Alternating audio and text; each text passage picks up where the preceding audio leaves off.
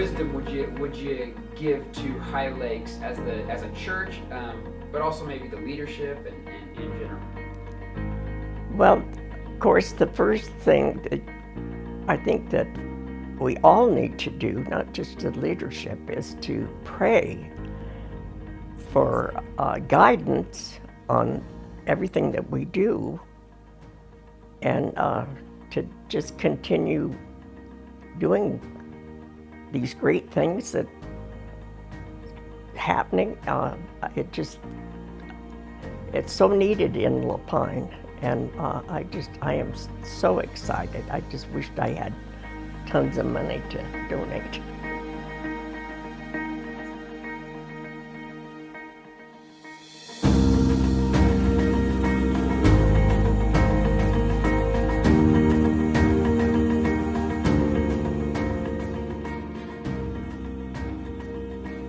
All right, Kevin, you're known as our resident realist, or maybe pessimist on the staff here. How did you feel when we started the campaign? It was kind of a struggle for me, weighing what's faith and what's presumption. I know that was heavy with me. Are we presuming that God's going to provide, or is it faith that God's going to provide? So it was a mixed feeling for me. All right, Ben, take me back 4 years to the elders meeting when we decided to start the Imagine campaign. Wow, I guess it was early in 2018, and when this conversation first came up about, okay, where do we start? Where do we start with this building? We've got this dream in our mind that we feel like the Holy Spirit's put in our hearts, but like, where do we start with all of this? And obviously, you can't build without money. And so, for us, it was a question of, okay, where is the money going to come from? La Pine is not a wealthy community, and we know God owns the cattle on 1,000 hills, but there's not a lot of hills around La Pine, and not a lot of cattle for that matter either. So we were just asking the question, like, where's this going to come from? And how do we even start with all of this? There was just so much unknown. There was so much, I guess, a lot of questions in our minds about how God was going to provide for this. I mean, we really felt led that this was the direction we were supposed to go. But it was just kind of a question of, I would say, some fear there too, of, okay, Lord, where is this going to come from? How are you going to provide this? And so I guess if you picture it like a giant mountain, and you're down at the bottom of it with this rock, and you're trying to figure out, okay, how do we get this rock to the top of the mountain? And we had a hunch that maybe the Lord had some Chinook helicopters. He's going to pick the rock up and fly it to the top for us. But boy, it was intimidating.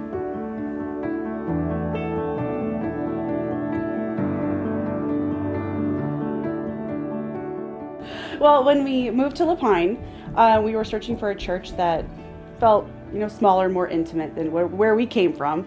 And I started looking, and I searched the Google, and High Lakes came up. When we stepped in the door, it was just instant family feeling, and Ben had such a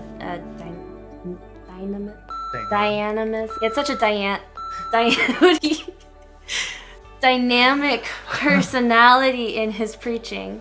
I moved here from New York, and the day after I arrived was actually the 17th of April, and Easter was that Sunday. And I asked on a Facebook group, the Light Pine Buy, Sell, and Swap. I was looking for an outdoor Sunday service, and this church responded. You'd be amazed how many people from High Lakes are actually on Facebook and participate. Yeah, when the campaign started, I think there was a lot of excitement and enthusiasm. But to be honest, we didn't really know what we were doing. We had talked to some experts and we had some advice, but we were just putting trust in God that He was going to provide. And I'm an optimistic person, but I remember standing right out here and thinking, I just don't know if this is ever going to happen. I believe in you, God. I trust in you, but this can be pretty scary. The community that we have with our church family, So that's been a huge blessing, and then also being part of the worship team with the awesome worship leader, and then connecting with Celebrate Recovery, like I already mentioned. So all good things, and the life group too. So a lot of really good things. I have found a peace and an ability to not only connect with individuals more, but God. And being involved in ministry has helped with that a lot. Connected rather quickly with a life group, and then we got plugged into youth ministry here, which that's pretty much where our heart is to work in ministry, in some type of ministry. We just felt this great connection, this great sense of belonging.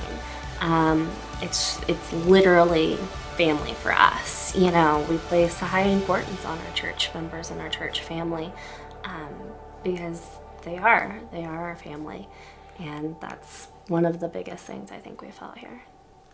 I'm Jacob Smythe, and I'm ready to imagine.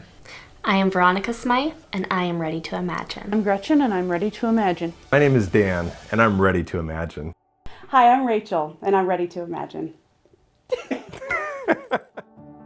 Well, in Children's Church for the last month or so, we've been talking about what a church is, what a church body is, and what a church building is, and what our church needs. More room to grow. We made a circle with 2 people, and we tried fitting as many people inside the 2 people's arms as we could, and we could only fit about 3. So then we made it bigger with more people holding hands in a circle, and then we could fit the entire class inside, and that is what we want to do with our new church building. We want to make the church bigger? Yeah, Why do we want to make the church bigger? so that we have room for more people. We need some classroom space for our kids. The kids are so excited about the whole campaign, and they've been putting money in banks to bring back to church. Missy Lane gave us a treasure box, and she told us to bring it home and put money inside and give it to her next week. I worked extra, so then we have a big jar. We have a jar at home. And I wanted to put money inside. I put like $5 in there, and then we're gonna put it in there for put it in church for the big offering to make the church bigger. And they understand the difference, I think, now between a church building and a church body. Some interesting conversations. Most of them didn't even know that we meet in a high school. They thought that this was church. We're a family that believes in God and loves Him and wants to follow Jesus, and we want room in the church for the whole community to be able to join in. They're very excited about this whole campaign and about what they've been able to give. They're ready to imagine, and I am too. Children have incredible imaginations.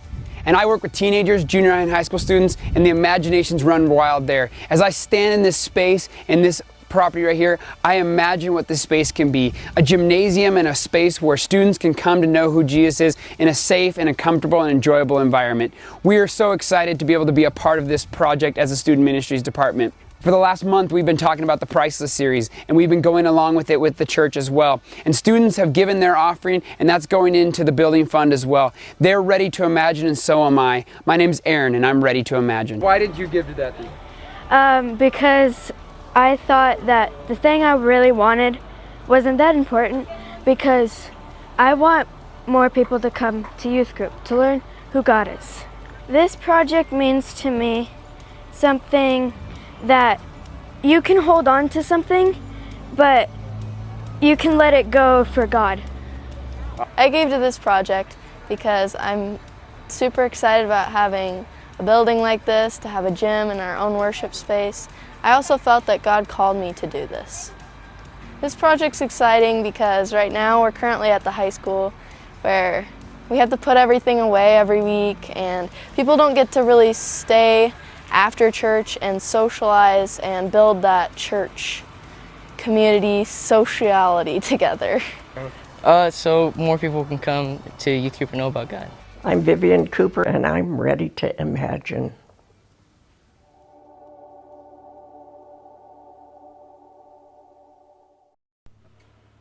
When you got the call that the bank was going to lend us the money, how did you feel?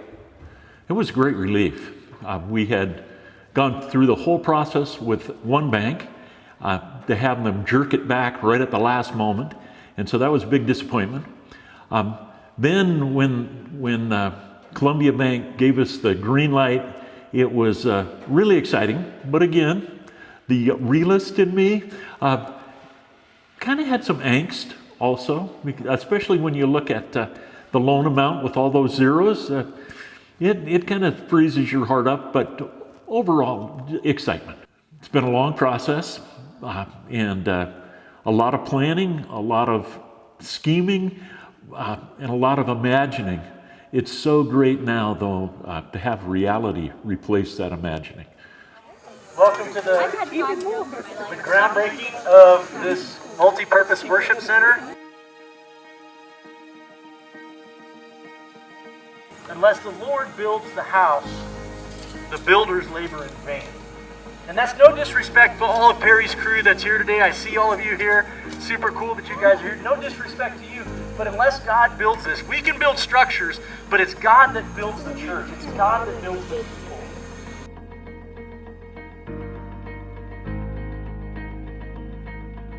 The church's response financially with this campaign, I think there's been some huge faith lessons in it for us. I would like to say that it's a lesson that you only have to learn once, but subsequent conversations about finances amongst the leadership of the church, I'm just going to be totally forthright. I mean, it's a continual struggle of faith to believe that God's going to continue to provide.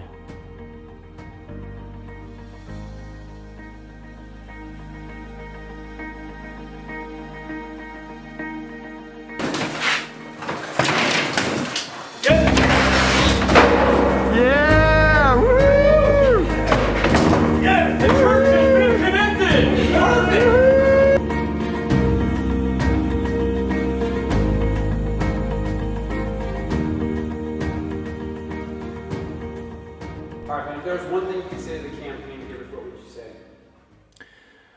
I would say to the campaign givers, I mean, obviously the most obvious and first and foremost is thank you. I mean, I know you're not giving to me. I know you're not giving just to the church, but you're giving to kingdom work. And I would say that the church has never been about building buildings. It's always been about people. People need this hospitable space. And one of the things that we've seen in church trends is that churches that don't have their own facility, it's easier for those churches to disappear and to go away. And so I think one of the things that our facility does for us is that what you've given to here, yes, it's brick and mortar, it's sticks being put together, it's a building, but what it represents is kingdom activity and kingdom work for the long haul in La Pine. And so what I would say to you is whether you still live in La Pine or you've moved away, whether you're here for the celebration of the end of the pledge period or not, what you've given to is going to outlive you. And so that's a pretty cool kingdom thing that you've been able to be a part of. And so I just want to say thank you.